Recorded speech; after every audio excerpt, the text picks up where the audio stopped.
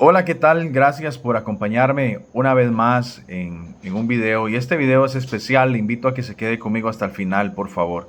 Quiero leer una palabra que está en el libro de los Hechos, capítulo 5, versículo en particular 28 y 29, que es cuando Pedro es confrontado, y Juan también, por la fuerza religiosa y la fuerza política de su época, que los estaban sancionando para que ellos no pudieran ejercer el llamado y el mandato que Dios les había dado de predicar el evangelio y llevarlo a todas las naciones. Y eso incluía a Jerusalén, a los judíos y por supuesto Samaria y lo último de la tierra. En ese momento que ellos habían sido sancionados, les habían prohibido seguir hablando de Cristo. Ellos no obedecieron y siguieron adelante hablando de Cristo. Y es ahí cuando se da este pasaje, cuando dicen los maestros de la ley, los fariseos, aquellos que gobernaban lo religioso y lo político de Jerusalén en mayoría, le dicen: no os mandamos estrictamente que no os enseñéis en ese nombre, o sea, en el nombre de Jesús, y ahora habéis llenado a Jerusalén de vuestra doctrina y queréis echar sobre nosotros la sangre de ese hombre, del hombre al que se refieren es Jesús. Y lo que quiero puntualizar es la respuesta que Pedro les da diciendo, respondiendo Pedro y los apóstoles dijeron: es necesario, o sea, no es una probabilidad, no es una posibilidad, no es algo que tengo opcional. Pedro y los apóstoles, la base después de Cristo dejada para que la iglesia crezca, se desarrolle y enseñarnos cuál era el camino que la iglesia debía de seguir hasta la venida de Cristo. Ellos, como fundamento de la iglesia, luego de la piedra angular que es Cristo, respondieron diciendo: es necesario, no tenemos otra opción, necesitamos obedecer a Dios, su mandato, su palabra, antes que a los hombres.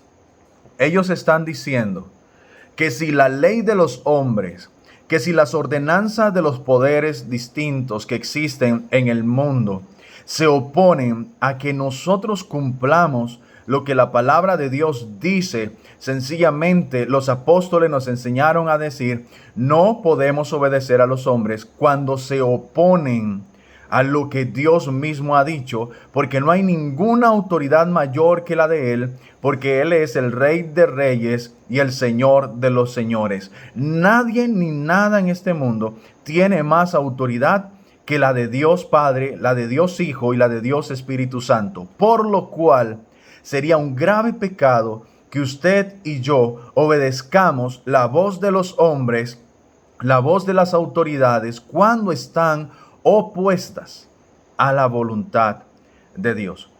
Y este video y este pensamiento y este pasaje que les estoy compartiendo tiene relación principalmente con lo que se ha decretado sobre el país de Costa Rica, al cual pertenezco con orgullo y con gratitud en mi corazón, referente a que el 1 de diciembre no podríamos los pastores aceptar en nuestras congregaciones hombres, mujeres, jóvenes que no cuenten con los sistemas de vacunación. Y quiero ser claro en este punto.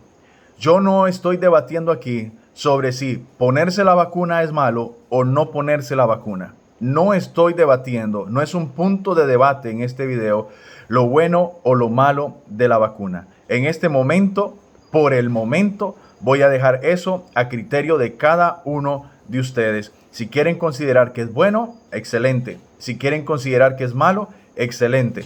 No voy a entrar en ese punto.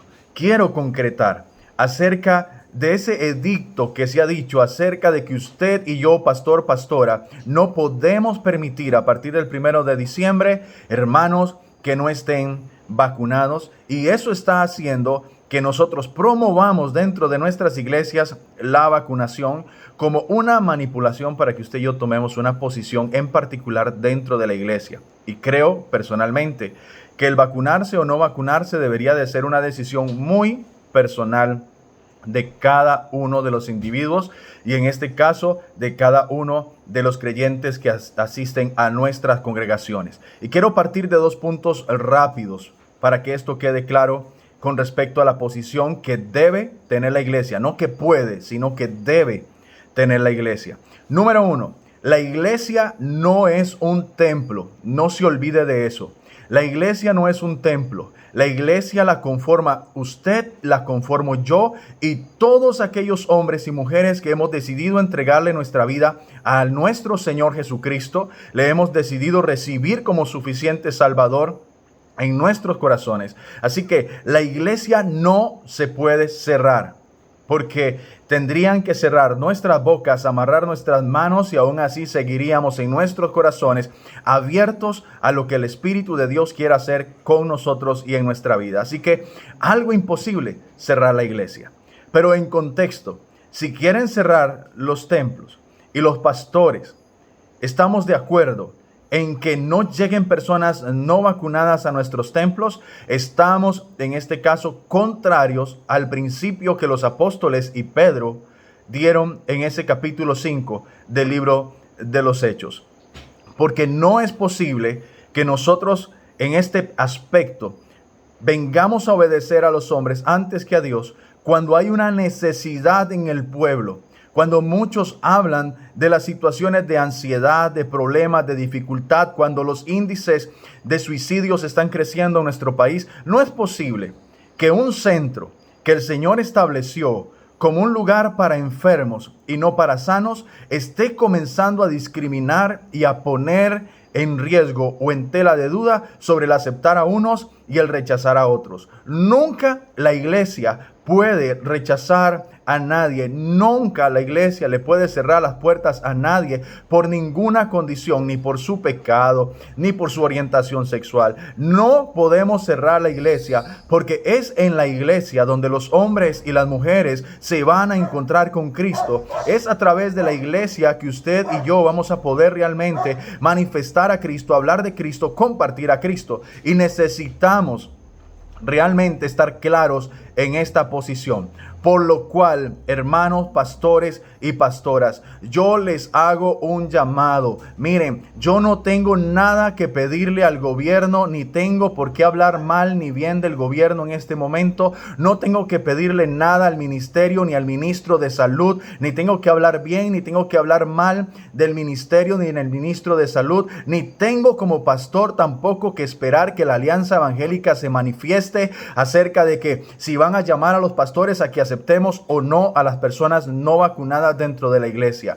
Pastores, hay principios que usted y yo no podemos en ninguna manera, de ningún modo, negociar. Simplemente, le repito, hay principios que en su corazón y en el mío como pastor deben estar, que no se pueden negociar. Y para eso no se necesita la aprobación ni del ministro de salud, ni del presidente, ni de la Alianza Evangélica. Simplemente hay principios que son cosas fundamentales en el cristianismo. Y escúcheme lo que le voy a decir, amado pastor, amada pastora.